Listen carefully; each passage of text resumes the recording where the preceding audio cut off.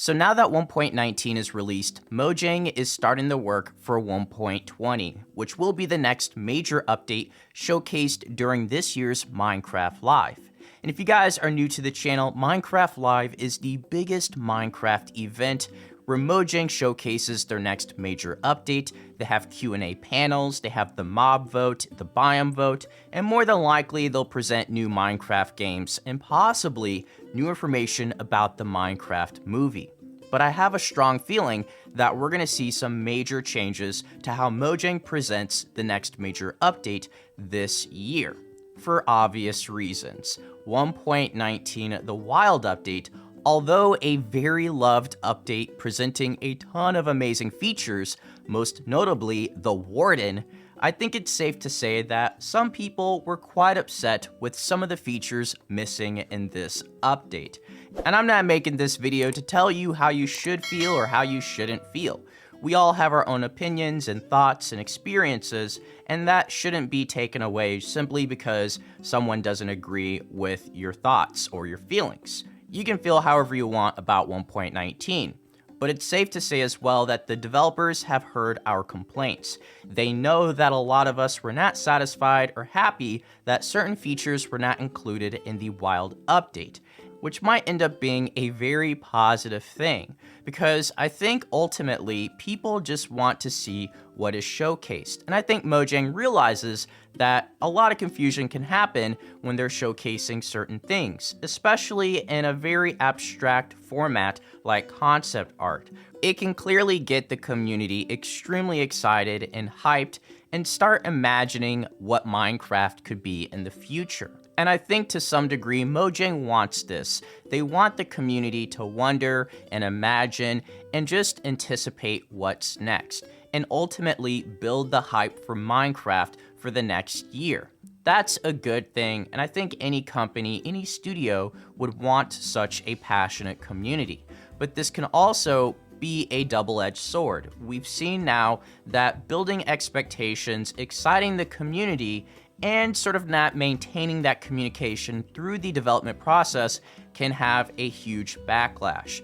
So really the only solution at this point is to showcase and present features that are 100% coming. And the homie Kimby Dogs was slightly alluding to some changes when he tweeted this last month.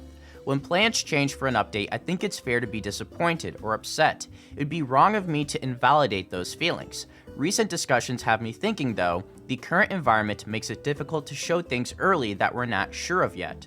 I'm not saying that in a bad way. I think it's a balance to find. On one hand, I do believe the community truly wants to be a part of the process early, but the catch is that plans change and things get pushed back. So I guess my curiosity has to be, what is that balance? So he's definitely talking about not only Minecraft Live, but also snapshots and beta features, because that can get a little confusing. You see a feature that you're able to play with and test out, and you assume it's coming in that update.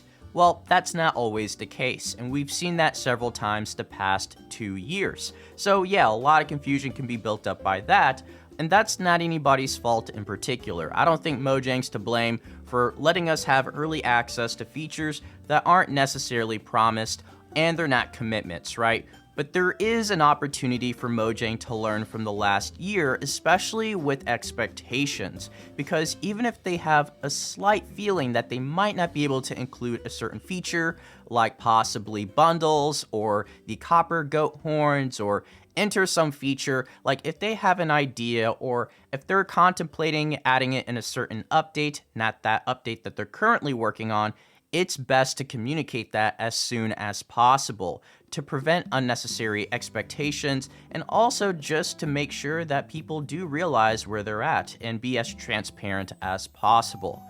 And I think they failed there, especially with 1.19 with the birch forest. And we did learn that it wasn't a commitment, it was just concept. As with the birch forest, that is a little bit different. At Minecraft Live, we did show some concept art with birch forest improvements. However, concept art is not a commitment, and this time around, birch forest improvement is not something that we have continued working with. But if they realized that they didn't have time to work on other biomes, or if they felt like the birch forest or other biome updates would fit into a future update, they probably could have said that after maybe January or February, instead of letting community hype and expectations build up practically until the release date. So I think they learned their lesson. I think they realized that, they can communicate a little bit better. I mean, we all can, but more so the studio behind one of the biggest and greatest games of all time. We do expect a level of transparency through the entire development process. It doesn't mean reveal everything, and I think they realize that too, and that starts at the very beginning, which is Minecraft Live. It starts with your presentation, not only with the gameplay you choose to show, but also your choice of words. Using more descriptive words that are sort of trying to describe exactly what it is we're seeing and what it is we can expect to have in the next year.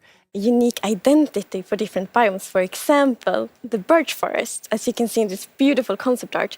So in the birch forest, we want it to be like light and peaceful, and the sun reaches the ground, the trees are taller, and the flowers, things like that. And I'm a huge Lady Agnes fan, and I especially love when she's talking about certain things, because you can just feel it radiating from her, how much she cares, how much she loves Minecraft.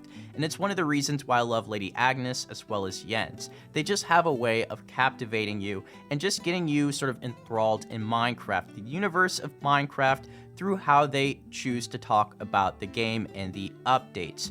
And I want that to continue, but I think to some degree they have to have a better understanding of what exactly it is that they're able to accomplish within the next 6 months or 7 months, however long they spend developing an update, which seems to be around 6-7 months, and then they're like ready to release it.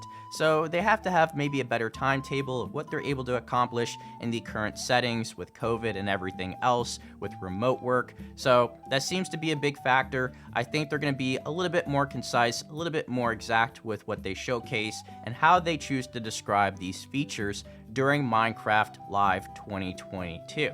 So I know some people are going to be a little upset about not seeing as much, and probably they're just going to talk about the update for a couple minutes this year, but I think more people will appreciate knowing exactly what it is they're getting. So I hope you guys enjoyed the video. I want to say thank you for watching, and I'll see you all in the next video. So take care. Peace.